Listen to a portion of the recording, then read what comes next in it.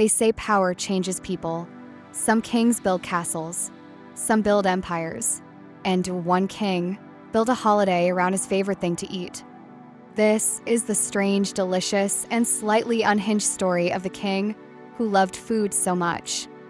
He wrote it into history. Our story begins in Japan, in the year 710, when Emperor Monmu declared something unusual.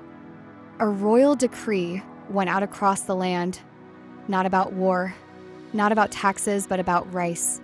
Rice would no longer be just food. It would become sacred, and once a year, an entire festival would be held to honor it. To the emperor, rice was not just dinner. It was life, power, control, heaven's approval in a bowl. In ancient Japan, nothing mattered more than rice. It fed peasants, paid soldiers, measured wealth, and even decided who lived and who starved. But Emperor Monmu took things further than any ruler before him. He ordered that a royal celebration be held every year where the court would halt business, the nation would prepare offerings, and the palace would perform rituals, all for rice. Yes, a national holiday for a grain. The festival became known as Nainamasai, the harvest tasting ceremony, where the emperor himself would eat the year's first rice in a sacred ritual before anyone else in the country was allowed to touch it. Not just etiquette, not just tradition, law. For one night each year, the emperor didn't just rule Japan, he ate for it. Picture the scene.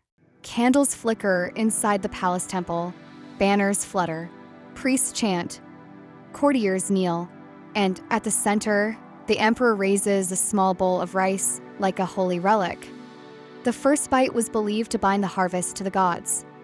If the emperor ate, the nation would live. If he refused, disaster could follow. Rice wasn't food, rice was fate, and Emperor Monmu loved every grain of power that came with it.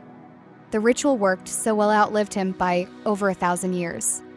Long after empires collapsed, wars reshaped Japan, and samurai vanished into memory, the rice holiday stayed.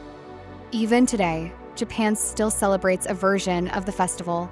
The emperor still performs a private ritual of offering and eating rice.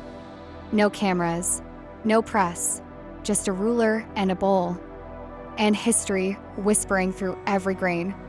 But here's the twist. What started as devotion became obsession. Rice controlled taxes. Rice controlled class.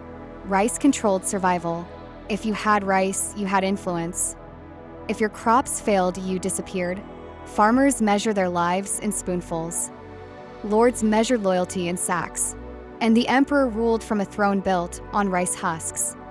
So, when you hear about kings declaring war for land, remember this one declared holiness for dinner. He didn't conquer nations. He consecrated cuisine. He didn't just hunger for power. He served it. And Japan, unknowingly, ate from his legacy for centuries.